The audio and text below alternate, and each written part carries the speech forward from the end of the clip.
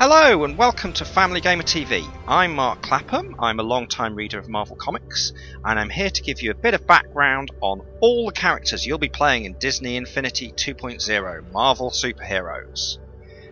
And we start with Yondu. You'll have seen Yondu on the little video I did about the announcement of the last two characters for this game. And he's one of the original Guardians of the Galaxy in the comics, but this version is much closer to the movie incarnation from the Guardians film. This Yondu is a bit more amoral and ruthless than the one in the comics, and he doesn't need to fire a bow to launch his arrow. However, his key power remains the same, whistling to control the arrow. So that's Yondu. And moving on, I also covered this in the same video, we have Falcon, Sam Wilson the Falcon, close ally of Captain America. That wing pack on his back doesn't just give him the power of flight. As we'll see here, he can also use it as a weapon. You can see him striking the frost giants not just with his fists but with the wings as well. And also, depending on which version of the wing pack he uses in the comics, he can also fire projectiles from it.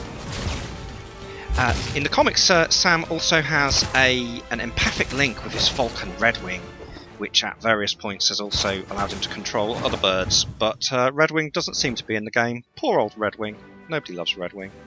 Okay, moving on, we have the Green Goblin, Spider-Man's arch nemesis. Norman Osborn, the Green Goblin. Driven mad by the self-invented serum that gives him his power, the Goblin throws pumpkin bombs. We've seen him throw pumpkin bombs, and the serum has given him incredible strength. We can see him whacking stuff here. As head of Oscorp and a scientific genius in his own right, Norman has access to gadgets like the Goblin glider and like the weapons you can see here. So that's the Green Goblin. Moving on. Everyone needs a dream, it says there. We have Ronan The Accuser, just listed as Ronan here. The big bad from this year's Guardians of the Galaxy film. He's a character from the original Stan Lee and Jack Kirby Fantastic Four run, the foundation of the Marvel Universe itself. He's a member of the Kree race, and as an accuser he can act as judge, jury and executioner. His armour gives him super strength, and what you can see him wielding there is the universal weapon, which, as the name suggests, is a very powerful energy weapon. So that's Ronan. And another big villain here, probably the biggest villain in the Marvel movie universe at the moment, and a classic Marvel villain, as well as a classic Norse villain, Loki, the god of mischief and trickster, played by Tom Hiddleston in the films. Here we can see him hitting the Asgardians' enemies and his relatives, the frost giants. He's using the Chitauri staff, the alien staff he had in the movie The Avengers, or Avengers Assemble if you're in the UK. Now there's been some speculation that gem in the staff there is one of the Infinity Stones, which is a MacGuffin running through the comics and the movies, but we don't quite know yet. Whatever, it's a powerful weapon.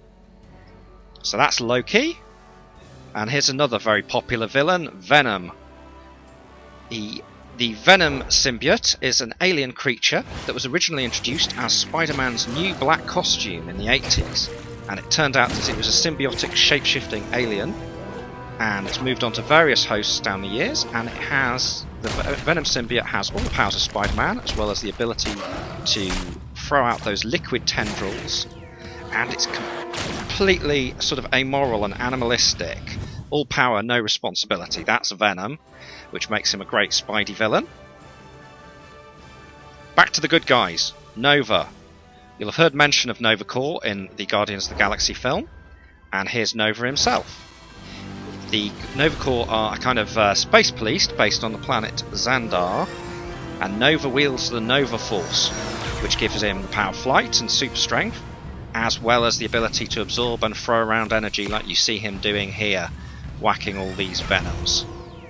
So, there you go. Blast, blast, blast. Nova was a member of the New Warriors, Nova's main association. So that's Nova. And another... Was he ever in the New Warriors? No, I think Iron Fist was a hero for hire, as well as being frequently teamed up with Power Man. Iron Fist, Danny Rand, who travelled to the ancient kingdom of Kunlun, fought the dragon Xiaolu the Undying, plunged his hands into the wound on the dragon's chest, and that gave him the power of the Iron Fist, which he can use to channel his chi and deliver incredible blows. Great martial artist, great street level character. TV series coming on Netflix. Watch out for that. That's Iron Fist, ally of Spider-Man in this game. Gamora, not She-Hulk, as I have been frequently told in the comments on one of my previous videos, and just taking a glimpse of her in the background. Gamora, not She-Hulk, remember. Last of her species, adopted by the cosmic mega-villain Thanos.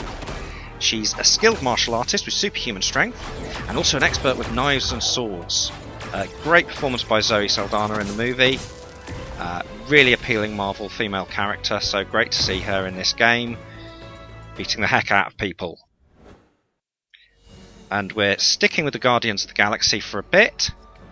And who would have thought the Guardians of the Galaxy would be sort of second only to the Avengers and Spider-Man in a game like this? Strange times. Drax the Destroyer. In the comics, he's a human called Arthur, whose mind was put in a powerful alien body by Thanos.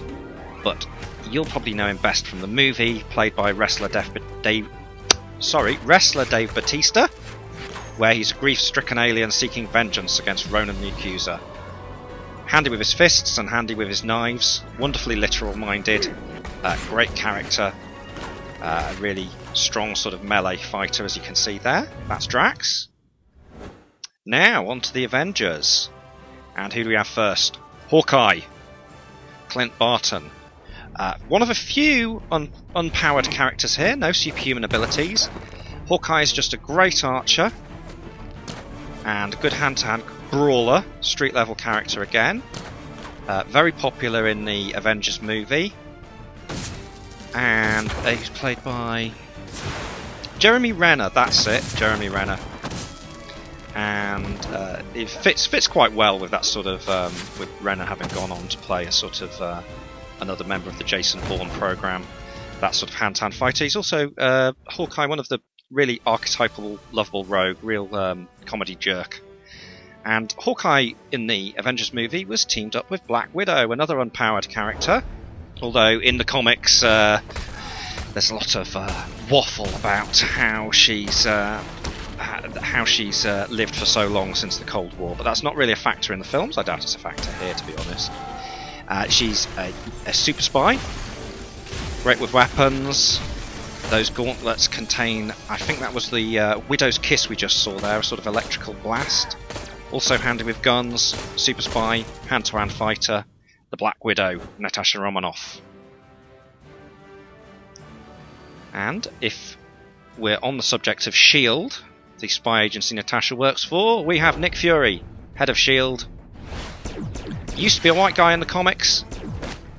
Samuel L. Jackson's portrayal, based on the African-American version of Nick Fury in the comic book The Ultimates, has really become the template. Samuel L. Jackson has really sort of changed the public portrayal of the character, and in cartoons and video games he is inevitably this version, to the extent that the comics, the mainstream Marvel comics, have had to pay attention, and you now have Nick Fury Jr. in the comics, who is basically this version of Nick Fury again.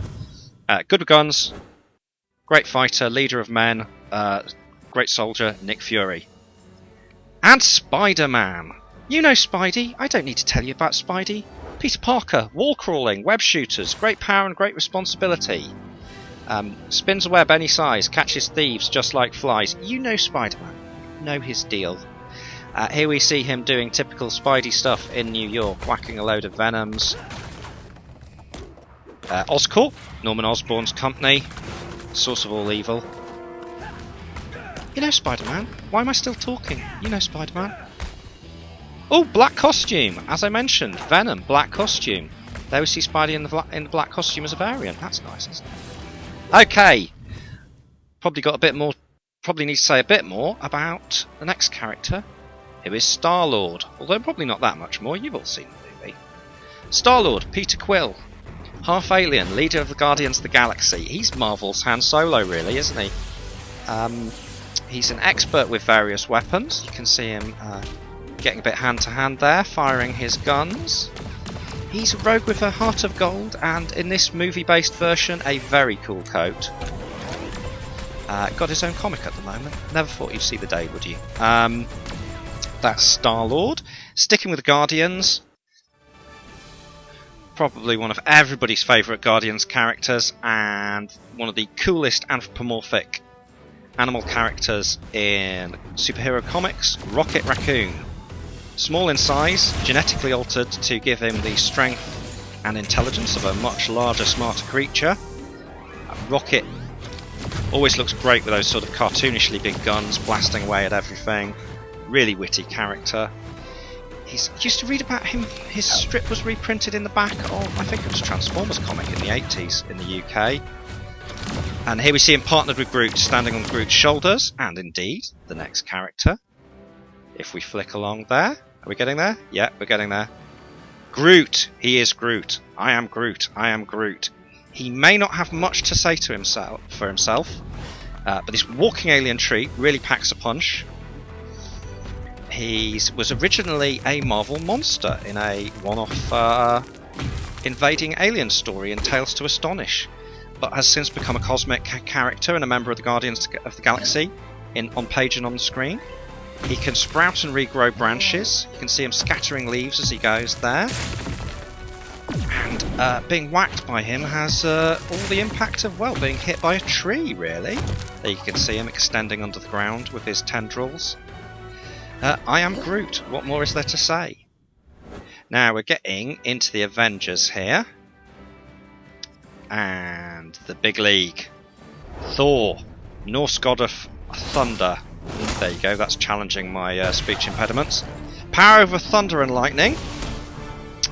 Godlike strength, not surprising. He is, after all, a god. The authentic son of Odin. You can see him wielding mighty Mjolnir there. Only one worthy enough to wield the power of Thor can wield Mjolnir, and as such it comes back to his hand when thrown. And then we have Iron Man. Inventor and genius billionaire, Tony Stark created his own incredible suit of armour to become Iron Man. The basis of the armour's power is repulsor technology, which is wielded by the gloves and boots of the armour, allowing him to fly and lift off like that, and also fire repulsor blasts from his hands. And you can see him firing more conventional missiles out of his shoulder. He's basically a walking tank, technologically speaking, a walking weapon. And you can see him giving a few frost giants what for here. And you just saw a glimpse of the suitcase armour, I think that was. There. And another tank character, now a sort of tank in the video gaming sense of being a huge, powerful character who can just rampage through everything. The Hulk! Dr. Bruce Banner. Blasted with gamma radiation. When he gets angry, he becomes the Hulk, a unstoppable force of rage. We see the original Grey Hulk and the more commonly recognised Green Hulk here. He can run up buildings, he can tear his way down buildings. Very little can stop him. Just a huge bundle of rage, indestructible, super powerful. Gets right in there, punching and throwing the Hulk. Great fun. Kids love the Hulk, don't they? And I think everybody loves the Hulk. And finally, Captain America, leader of the Avengers, leader of men, hero of World War II. Weakling Steve Rogers, given the super soldier serum, became Captain America, got frozen towards the end of World War II, re-emerged in the modern day. Great fighter, a great leader as superheroes go, morally inspiring.